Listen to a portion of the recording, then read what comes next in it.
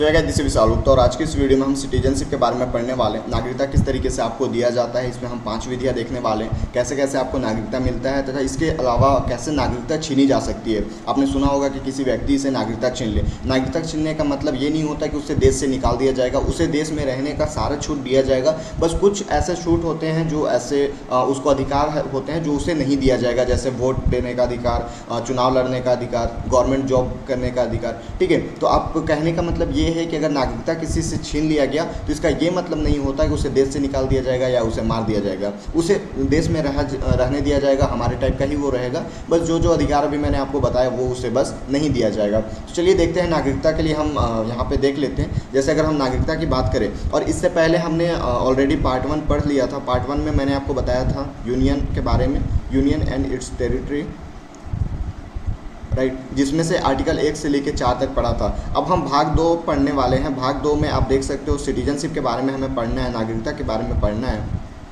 और नागरिकता के बारे में अगर हम देखते हैं तो ये आर्टिकल आपको 5 से 11 तक पढ़ना है। मतलब आप अगर पूरे नागरिकता को समझ जाते हो तो 5 से 11 आर्टिकल आपका पूरा कंप्लीट हो जाता है। तो ये नागरिकता, अगर हम नागरिकता की बात करें तो इस जो पहली बार इसका वर्णन किया था वो अरस्तू ने किया था। तो ये आप याद रखना कि नागरिकता शब्द जो है, नागरिकता वर्ड का जो पहली बार कोई वर्णन किया था तो वो अरस्तू ने किया था। अब यहीं पर हम बात करते हैं कि नागरिकता में हमारे पास ये तो पता चलिए कि 5 से 11 तक है, लेकिन आर्टिकल 5 क्या बोलता है? Citizenship at the commencement of the constitution. मतलब कॉन्स्टिट्यूशन में आपको सिटीजनशिप की बात कही गई है, जो कि आर्टिकल 5 में आपको बोला गया है। अब रही बात सिटीजनशिप की, तो आपको किस तरीके से नागरिकता दिया जाएगा इसकी भी बात होनी चाहिए। तो यहाँ पे आपको 3 तरीके से नागरिकता दिया जा सकता है। या तो आपका जन्म भारत में हुआ हो, राइट, आप भारत के निवासी हो तो आपको नागरिकता दे दी जाएगी। या आपके पेरेंट्स भारत हो, जैसे सपोज ऐसा होता है कि मेरे पेरेंट्स भारतीय हैं लेकिन मैं विदेश में चला गया पढ़ने के लिए या फिर काम के लिए, तो मेरे पेरेंट्स जब भारतीय हैं तो मुझे भी भारत का नागरिकता मान लिया जाएगा, मुझे भी नागरिकता दे दिया जाएगा। तो ये आप देख सकते हो, बर्थ अगर मेरा बर्थ यहाँ पे हुआ है या फिर पेरेंट्स का बर्थ इंडिया में हुआ है तब भी हो जाएगा।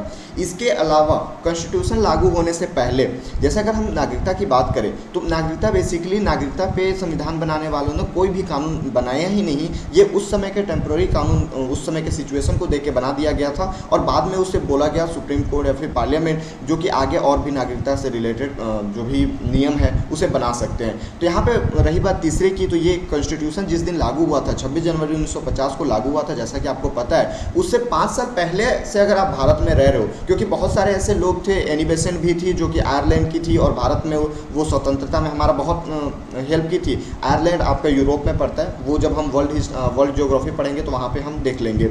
ठीक है, तो आयरलैंड से वो आई थी भारत में और यहाँ पे बहुत स्वतंत्रता में बहुत हेल्प किया था और उसे भारत की नागरिकता दे दी गई थी। तो ये आप देख सकते हो कि अगर आप 26 जनवरी 1950 से 5 साल पहले से भी अगर भारत में रहते हो तो आपको यहाँ की नागरिकता दे दी जाएगी। तो ये रहा आर्टिकल 5 के लिए। आर्टिकल 5 में आपको 3 तरीके से नागरिकता दी जाती है, यदि आपका जन्म भारत में हुआ हो, या आपके पेरेंट्स का जन्म भारत में हुआ हो, या फिर आप 1950 जिस दिन कॉन्स्टिट्यूशन लागू हुआ था उससे 5 साल पहले से भारत में रह रहे हो।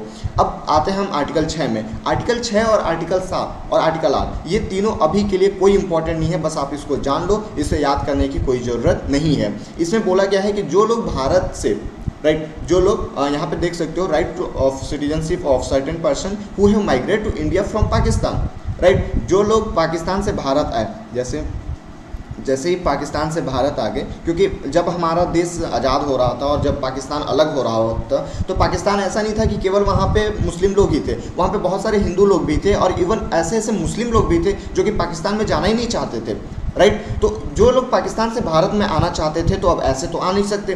तो यहीं पे जब हमारे पास एक परमिट रूल लागू हुआ 19 जुलाई 1948। इससे पहले अगर आप आ जाते हो तो डायरेक्ट आ जाओ, परमिशन लेने की ज़रूरत ही नहीं है। लेकिन इसके बाद अगर आप आते हो तो यहाँ पे भी आप आ सकते हो, इसमें कोई प्रॉब्लम नहीं है। बस यहाँ पे रजिस्ट्रेशन भरना पड़ेगा, परमिशन लेना पड़ेगा। 6 महीने आप पहले रजिस्ट्रेशन भरो, 6 महीने के बाद आपका नाम आएगा और आप इंडिया में आ जाओ। मतलब कोई जरूरी नहीं है कि आप मतलब आपको प्रॉब्लम नहीं होने वाला है, राइट। बस ये है कि परमिट लगने से पहले अगर आप आ जाते हो तो डायरेक्टली घुस जाओ, कोई चेक करने वाला है ही नहीं, डायरेक्ट आ जाओ। और अगर उसके बाद अगर परमिट नियम लागू होने के बाद आप आते हो तो उसमें आपको 6 महीने का वेट करना पड़ेगा। रही बात अब आर्टिकल 7 की, तो आर्टिकल 7 बोलता है कि जो लोग इंडिया से पाकिस्तान गए, राइट। इंडिया से कहाँ गए? इंडिया से पाकिस्तान गए। बहुत लोगों को जैसे हमारा अगर हम पाकिस्तान की बात करते हैं तो 1947 में ये अलग हुआ भारत से, लेकिन उससे 6 महीना 7 महीना 1 साल पहले से ही ये चीज़ लग गया था कि अब पाकिस्तान अलग हो पाएगा, अलग हो जाएगा, क्योंकि ऐसा सिचुएशन बन गया था, राइट। जिन्ना ने ऐसा पूरा भाषण देना और जिन्ना का जो भी था उस समय का माहौल जो था उसको देखते हुए लग गया था कि अब इंडिया से पाकिस्तान अलग हो जाएगा। तो बहुत लोग ये सोचे कि जब पाकिस्तान अलग हो ही रहे तो हम अभी चलते हैं, अभी शांत माहौल भी है तो हम अभी निकल लेते हैं यहाँ से। लेकिन जैसे ही पाकिस्तान वाले ने अपना सही रूप, अपना ओरिजिनल रूप दिखाना चालू किया तो लगा नहीं, अब हमें इंडिया लौट चला आना चाहिए। तो अब ये बताओ कि अगर हम इंडिया से पाकिस्तान गए, अब हमें पाकिस्तान से वापस इंडिया आना चाहिए, तो क्या हमें उसे नागरिकता नहीं देना चाहिए? दोस्तों आप ही बताओ, अगर सुबह का भूला हुआ अगर शाम को आए तो उसे हमें लौटाना नहीं चाहिए? अगर हमें उसे घर में नहीं आना देना चाहिए? बिल्कुल आने देना चाहिए, क्योंकि वो भूला हुआ है, भटका हुआ नहीं है, राइट। वो भूला हुआ है, भटका हुआ नहीं है। और इस तरीके से अगर हम बात करते हैं तो इंडिया से जो लोग पाकिस्तान गए और पाकिस्तान से वापस वो इंडिया आना चाहते हैं तो यहाँ पे भी एक परमिट लिया, 6 महीने का आपको रजिस्ट्रेशन करना होगा और रजिस्ट्रेशन के बाद 6 महीने के बाद आपको इंडिया में वापस ला लिया जाएगा। उसके बाद अगर हम आर्टिकल 8 की बात करते हैं तो यहाँ पे right of citizenship of certain person of Indian origin resident outside India, मतलब यहाँ पे ये बोला जा रहा है कि अगर आप इंडिया से बाहर भी रह रहे हो, राइट, अगर आप इंडिया से बाहर रह रहे हो, सपोज आप इंडिया में हो, ठीक है, आप इंडिया में हो, आपके पास इंडिया का सिटीजनशिप भी है, आपके पास नागरिकता भी है, लेकिन आपका जो बेटा है या फिर आपका जो बच्चे हैं, राइट, वो कहाँ चले गए? आपके बच्चे चले गए आपको फॉरेन में वो रहने लगे पढ़ाई के लिए, जो भी जॉब के लिए, जो भी। लेकिन आप इंडियन हो लेकिन ये फॉरेन में रह रहे हैं, तो इसे भी इंडिया की नागरिकता दे दिया जाएगा जब तक कि वो फॉरेन का नागरिकता नहीं लेता है। अभी हम आर्टिकल 9 में जस्ट आने वाले हैं कि अगर आप फॉरेन का नागरिकता लेते हो तो इंडिया का नागरिकता समाप्त हो जाएगा। लेकिन अभी यहाँ पे समझने वाली बात यह है कि आप अगर इंडिया के हो, आप अगर इंडिया का सिटीजन हो, आपके पास अगर इंडिया का सिटीजनशिप है और आपका बच्चा अगर विदेशों में रह रहा है, बहुत सारा ऐसा हुआ था कि जब हमारा देश में मतलब देश की आज़ादी का समय था तो बहुत लोग विदेशों में भी लड़ने गए थे, राइट। तो जब विदेशों में लड़ने गए थे तो वो तो भारत के थे, लेकिन वहाँ पे उनके बच्चे भी हो सकते हैं, क्योंकि लड़ाई एक दिन नहीं चला था, बहुत लंबा लड़ाई टिका था। और वहाँ पे अगर उनके बच्चे होते हैं तो क्या हम उन्हें भारत की नागरिकता नहीं देंगे? तो जी हाँ, उन्हें भी हमें भारत की नागरिकता देनी पड़ेगी। और इसलिए यहाँ पे आपके बच्चे भी अगर हैं तो ये आप यहाँ पे उनको नागरिकता दे दी जाएगी, क्योंकि अगर हम आर्टिकल 5 की बात करते हैं तो बर्थ तो हमारा उनका नहीं हुआ है भारत में, लेकिन उनके पेरेंट्स का तो बर्थ यहाँ पे हुआ है। तो आर्टिकल 5 यूज़ करके हम यहाँ पे आर्टिकल 8 में इसको नागरिकता दे देंगे, भारत का नागरिक हो जाएगा। अब रही बात आर्टिकल 9 की, तो यहाँ पे बोला गया है कि person voluntarily acquiring citizenship of foreign state not to be citizen, मतलब ये है कि अगर कोई इंडियन है और वो फॉरेन का सिटीजनशिप अगर लेता है, अगर वो फॉरेन की सिटीजनशिप को एक्वायर करता है तो उसे यहाँ से नागरिकता समाप्त कर दी जाएगी। मतलब ये बोला गया है कि आप दुनिया में केवल एक ही देश की नागरिकता रख सकते हो, ऐसा कभी नहीं हो सकता कि आपके पास इंडिया की भी नागरिकता है और आपके पास विदेश की भी नागरिकता है, राइट। तो ये आप कभी भी नहीं कर सकते हो। एक खरी नागरिकता हमारे भारत में लागू होती है। पहले जम्मू और कश्मीर में दो ऐसे हम सिटीजनशिप रखते थे वो, लेकिन ऐसा था कि आपके पास जम्मू और कश्मीर की भी सिटीजनशिप थी और इंडिया की भी सिटीजनशिप थी, राइट। लेकिन अब वो खत्म हो गया, जब से 370 समाप्त हुआ है तब से ये भी लागू खत्म हो गया है। अब इंडिया में एक खरी नागरिकता है। एक खरी नागरिकता कहने का मतलब ये नहीं है कि आपके पास एक देश की नागरिकता हो। एक खरी नागरिकता कहने का मतलब है कि बस आपके पास इंडिया का है, ये जो पहले जम्मू कश्मीर का था वो बस समाप्त हुआ है। तो ऐसे आप अगर हम आर्टिकल 9 की बात करते हैं बेसिकली, तो आर्टिकल 9 ये बोलता है कि अगर आप विदेश की नागरिकता लेते हो तो आपको भारत से वंचित कर दिया जाएगा, भारत की जो नागरिकता है उससे वंचित कर दिया जाएगा। अब यहाँ पे आर्टिकल 10 बोलता है कि आपका नागरिकता बना रहेगा जब तक आप अनकॉन्स्टिट्यूशनल वर्क नहीं कर रहे हो। अनकॉन्स्टिट्यूशनल वर्क कहने का मतलब कि जो भी आपके आर्टिकल, जो भी आपके संविधान में बोला गया है, अगर आप उसके खिलाफ काम करते हो, अब जैसे चाइना से लड़ाई हुआ और आप मार चाइना जिंदाबाद कर रहे हो तो आपकी नागरिकता रद्द कर दी जाएगी, ठीक है। मतलब आप जब तक कॉन्स्टिट्यूशन के हिसाब से हो, जब तक कॉन्स्टिट्यूशनल वर्क कर रहे हो, तब तक आपकी नागरिकता कोई समाप्त नहीं कर सकता। अगर ऐसा होता, अगर ये हमारे पास आप देख सकते हो आर्टिकल 10 की गहराई को अगर आप समझते हो, बेसिकली हमें यहाँ पे केवल आर्टिकल को पढ़ना नहीं है, उसकी गहराई में जाके समझना है। हमें भीमराव अंबेडकर के माइंडसेट को पढ़ना है। यहाँ पे उन्होंने इसे क्यों लाया। अब ये चीज़ हम सोचते हैं, अगर आर्टिकल 10 नहीं होता तो आप समझ सकते हो कि ये जो नेता मंत्री हैं वो अपने विपक्ष वाले को सबकी नागरिकता ही रद्द करा देते। अब ना भैया कोई आपके विपक्ष में है और ना वो जीतेगा। तो इसे देखते हुए हमें आर्टिकल 10 लाना बहुत जरूरी था, राइट। क्योंकि हम जब तक अनकॉन्स्टिट्यूशनल वर्क नहीं कर रहे हैं तब तक हमें कोई हमारी नागरिकता छीन ही नहीं सकती, हम भारत के नागरिक बने रहेंगे। और वहीं पे आर्टिकल 11 बोलता है कि अगर पार्लियामेंट को ऐसा लगा कि सिटीजनशिप को ज़्यादा पावरफुल बनाने के लिए अगर कोई नियम लाना चाहता है तो वो यहाँ पे नियम ला सकता है। और ये जो अगर हम इसकी बात करते हैं सिटीजनशिप कौन देखता है तो ये होम मिनिस्ट्री देखता है। अभी अमित शाह के अंडर में ये होम मिनिस्ट्री है जो कि सिटीजनशिप वहीं से देखा जाता है। अभी आप देख रहे होंगे कि एनआरसी का बहुत बड़ा मुद्दा हुआ था, सीएए का बहुत बड़ा मुद्दा हुआ था, तो ये सारा चीज़ होम मिनिस्ट्री ही देखता है और होम मिनिस्ट्री ही से ही ये जो भी पास होते हैं वो वहीं से होते हैं।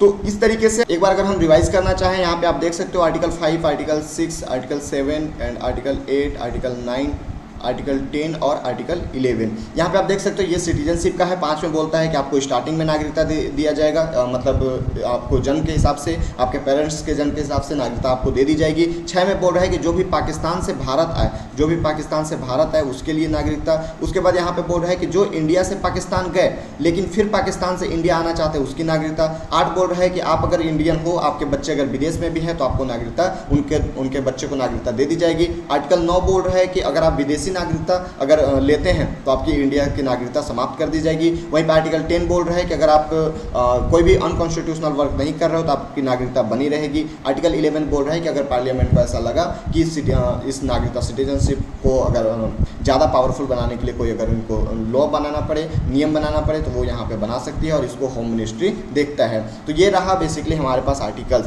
अब यहाँ पे हम देखते हैं कि आर्टिकल किन किन तरीकों से मिल सकता है। जैसे सिटीजनशिप एक्ट 1955 में आया था, बना था, और उसके बाद 1986, 1992, 2003, 2005 इस तरीके से चेंज होते गया। क्योंकि अगर हम यहाँ पे देखें तो एक ही बार में हम कोई भी इतना सही सटीक नियम हम नहीं बना सकते। और क्या आप ऐसा सोचते हो कि 200 साल से हम गुलाम थे और एक ही बार हम आइंस्टीन बन सकते हैं? नहीं। तो यहाँ पे धीरे धीरे ही सुधार होती है। तो किस तरीके से आपको 5 तरीके से मैंने स्टार्टिंग में ही बताया था कि आपको अगर नागरिकता लेनी है किसी देश की तो 5 तरीके से ले सकते हो। भारत की नागरिकता की अगर हम बात करें तो इन 5 तरीकों से आप ले सकते हो, जिसमें पहला है बाई बर्थ, आपका जन्म हो। तो यहाँ पे बाई बर्थ पहला है कि जन्म के आधार पर, लेकिन ये नियम इतना ख़राब था कि और इसमें ऐसा होता था कि आप कोई भी हो, विदेश का भी हो, अगर वो भी भारत में जन्म ले लिया तो उसको भी भारत की नागरिकता मान लिया जाता था। अब यहाँ पे होड़ होना स्टार्ट हो गया, पाकिस्तानी इसका मिसयूज करना स्टार्ट कर दिए। कोई वहाँ से प्रेग्नेंट होकर आया ताजमहल देखने और ताजमहल देखते के साथ हो गया यहाँ पे डिलीवरी और वो भारत का नागरिक हो गया। अब सोचो 1955 में ये नियम लगा था और सरकार को पता चला 1986 में कि इसका मिसयूज हो रहा है। फिर यहाँ पे बोला गया कि उसका जो मदर या फिर फादर कोई इंडियन होना चाहिए तभी हम इसको मानेंगे।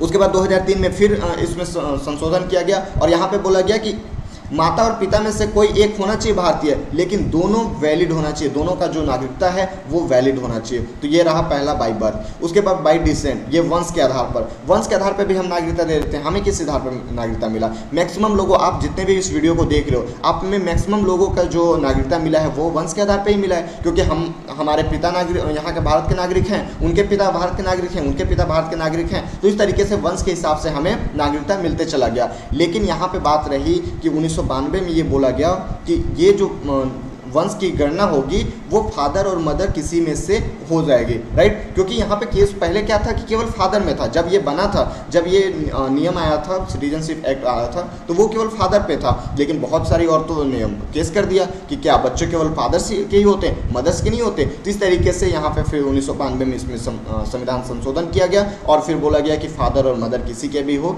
तो उन्हें नागरिकता दे दी जाएगी। तीसरा है बाई रजिस्ट्रेशन। अब रजिस्ट्रेशन कैसे करके हम करेंगे?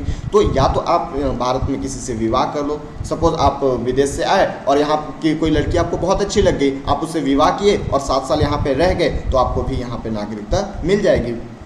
उसके बाद बाई नेचुरलाइजेशन। नेचुरलाइजेशन बोले तो यहाँ पे या तो आप भारत के कल्चर, साइंटिस्ट वगैरह हो, साइंस में आपकी रुचि हो, इंडियन लैंग्वेज जो कि 22 भाषा है इसमें से किसी एक का जानकार हो, एक कोई भी लैंग्वेज आपको आता हो, या और 10 साल यहाँ पे रहना हो। अब ऐसा नहीं है कि 5 साल रहे और 5 साल में किसी को यहाँ पे नेचुरलाइजेशन हो ही नहीं सकता। मतलब अगर किसी आप बच्चे से 10 साल से छोटे बच्चे से पूछे कि आप इंडियन हो, तो वो भाव भाव में बोल देता है कि हाँ मैं इंडियन हूँ, लेकिन उसे पता ही नहीं चलता कि इंडियन और दूसरे देशों में क्या अंतर होता है। तो यहाँ पे बोला है कि अगर आपको नेचुरलाइजेशन की तरह से अगर सिटीजनशिप लेना है तो या तो आप कल्चर मतलब आर्ट में और साइंस में रुचि रखते हो, इंडियन लैंग्वेज में से किसी एक भी लैंग्वेज आपको आने चाहिए और 10 साल यहाँ पे रहा हो, तब जाके आपको यहाँ से नागरिकता मिल जाएगी।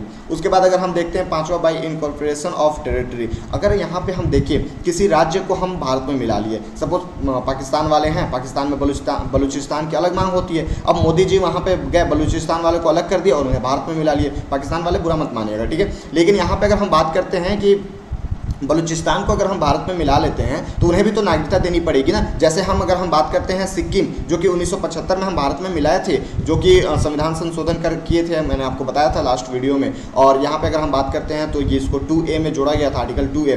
तो सिक्किम के लोगों को भी तो नागरिकता हमें देनी पड़ेगी, क्योंकि उसे भी हम भारत में ऐड किए हैं। तो इस तरीके से अगर आप किसी दूसरे राज्य को, दूसरे देश को आप भारत में मिलाते हो तो उसे भी नागरिकता देनी पड़ेगी, ठीक है। तो इस तरीके से ये 5 विधि है, 5 विधि से हमें नागरिकता मिलती है। कौन कौन से? पहला by birth, by desert, by registration, by naturalisation, और किसी टेरिटरी को आप भारत में मिला लेते हो।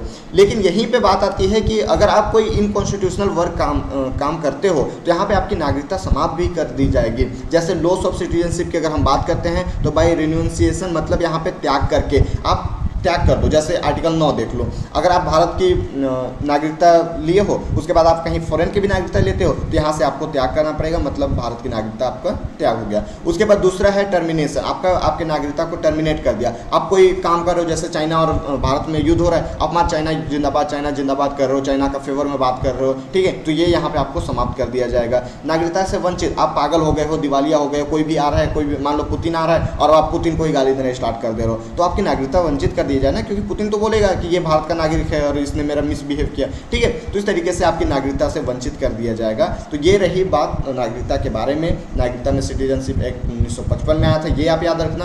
हमें अगर हम बात करें अपनी, तो नागरिकता हमें 5 विधियों से नागरिकता देती है और 3 विधियों से नागरिकता वापस ले लेती है। अब यहीं पर बात आती है कि अगर हम NRI कौन होते हैं, PIO क्या होते हैं, OCI क्या होते हैं, तो इसके बारे में भी हम देख लेते हैं। बेसिकली अगर हम NRI की बात करते हैं तो NRI वो लोग होते हैं जो 6 महीने से ज़्यादा भारत से बाहर रह रहे हो, भारत से बाहर रह रहे हो, उसे हम NRI बोल सकते हैं। क्या हम NRI हैं? नहीं, हम NRI नहीं हैं, क्योंकि हम अभी विदेश गए नहीं। और यहाँ पे क्या हम 2 दिन के लिए अगर हम विदेश जाते हैं तो क्या हम NRI हो जाएंगे? नहीं।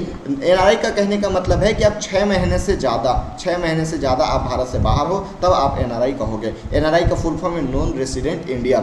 इन्हें कुछ अधिकार दिया जाता है। बेसिकली NRI से ना हमें बहुत फ़ायदा होता है, पता है, क्योंकि वो भारत में रहते नहीं हैं, विदेश में रहते हैं, विदेश में कमाते हैं, विदेश में खाते हैं, और जितना पैसा कमाते हैं डायरेक्टली वो पैसा भारत में भेज देते हैं, ठीक है। मतलब ना हमें उनको खाने पे खर्चा करना है, ना उनके रहने पे खर्चा करना है, कुछ पे हमें खर्चा नहीं हो रहा है, बस वो पैसा हमें भेजते जा रहे हैं, ठीक है। तो यहीं पे भारत की भी कुछ जिम्मेदारी बनती है कि हम उनके लिए कुछ अच्छा काम करें। तो ये भारत सरकार इनके जो इनकम होता है उसको टैक्स फ्री कर दिया है। मतलब आप जितना भी विदेश से कमाओ और वो सारा भारत में अगर भेजते हो तो उस पर हम टैक्स नहीं लेंगे। आपको पता होगा कि हमें 30% टैक्स देना होता है और बहुत सारे अलग अलग टैक्स हमें लगते हैं, राइट। तो ये टैक्स हमें नहीं देना पड़ता है। और रही बात NRI के वोट, क्या वो वोट दे सकते हैं? तो जी हाँ, वो वोट भी दे सकते हैं। उनके वोट को प्रॉक्सी वोट कहते हैं, राइट। और अब रही बात ये कि अगर हम जो हमारा SBI में, सेंट्रल बैंक में, केनरा बैंक में, लाइक जो भी बैंक है उसमें अकाउंट रहता है तो हमें तो टैक्स देना पड़ता है। लेकिन जब इन्हें NRI को टैक्स नहीं देना पड़ता है तो उनके लिए तो कोई अलग अलग बैंक अकाउंट भी होगा, तो उसके बारे में हम भी जस्ट बात करने वाले हैं। लेकिन उससे पहले हम PIO के बारे में बात कर लेते हैं। PIO person of Indian origin, इसको अभी समाप्त कर दिया गया है। इसमें कुछ खराबियाँ थी, राइट। भारत सरकार को लगा ये PIO देने का जो मेन मकसद था, क्योंकि यार देखो, जो भी विदेश जाता है, भारत से अगर विदेश जा रहा है, मतलब सीधी सी बात है कि वो अच्छा खासा कमाने, पढ़ा लिखा है, अच्छा खासा पैसे वाला कमाने वाला है, ठीक है।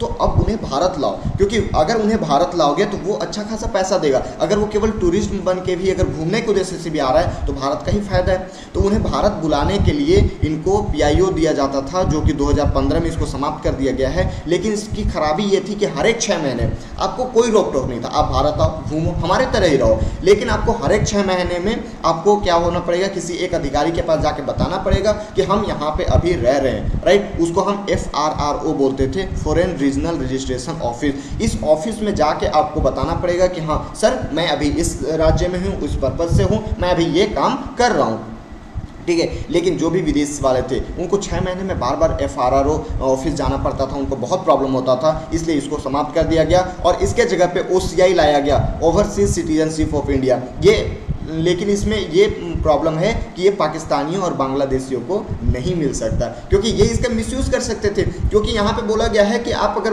विदेश से आते हो आप हमारी तरह ही रहो, लेकिन यहाँ पे पाकिस्तानी और बांग्लादेशी को बस ये नहीं दिया गया है। इसे 2005 में लाया गया था। इनके लिए वीज़ा की ज़रूरत नहीं होती, FRRO में जाने के, ऑफिस में जाने की भी ज़रूरत नहीं होती है।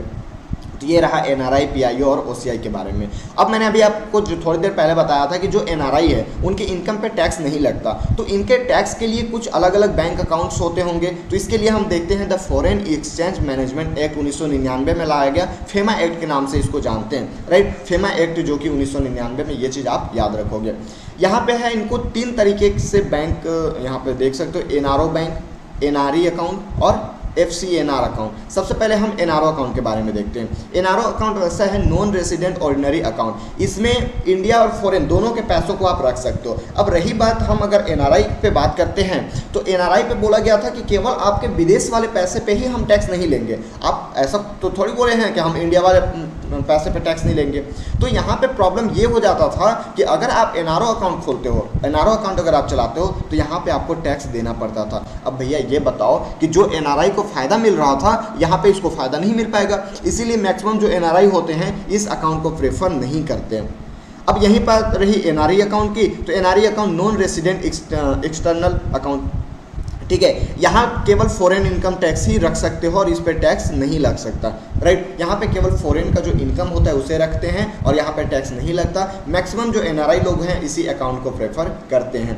इसके बाद तीसरा आया FCNR अकाउंट। FCNR अकाउंट क्या होता है, foreign currency non resident account, इसमें करेंसी सेम होता है। अब मैक्सिमम हम बात करते हैं, अगर हम NRO और NRE की बात करते हैं तो जैसे ही आप विदेश से पैसा डालो, राइट, विदेश से पैसा आपने डाला, ये विदेश का पैसा है, ये NRE अकाउंट है, यहाँ डाला, तो यहाँ से डॉलर आप लाए, रियाल लाए, जो भी है, अलग अलग देशों में जो भी देश से आप डाल रहे हो वहाँ का करेंसी होगा, और जैसे ही आप इंडिया में आप उसको भेजते हो तो वो इंडियन करेंसी में ट्रांसफ़र हो जाता था डायरेक्टली, राइट। ये जो हम NRO और NRE में, तो जो कि प्रॉब्लम होता था ना, बहुत ऐसे भारत से बाहर रह रहे लोग हैं जो कि इंटरनेशनल जो भी एक्सचेंज करते हैं, वहाँ पे बिजनेस करते हैं, तो उनको जो भी, अगर हम उनके पैसे की बात करें, करेंसी की बात करें, तो विदेशों में ज़्यादा डॉलर चलता है, तो उनको बहुत प्रॉब्लम होता था। इसलिए FCNR अकाउंट लाया गया था। इसमें करेंसी सेम होता है, अगर आप डॉलर में पैसा डालते हो तो यहाँ पे भी आपको डॉलर में ही दिखेगा, अगर आप रियाद में डालते हो तो यहाँ पे भी रियाद में ही दिखेगा, अगर आप रुपये में डालते हो तो रुपये में ही दिखेगा। तो इस तरीके से यहाँ पे 3 अकाउंट के बारे में हमने देखा, और ये बेसिकली पूरा ओवरऑल सिटीजनशिप के बारे में आज की इस वीडियो में हमने पढ़ा।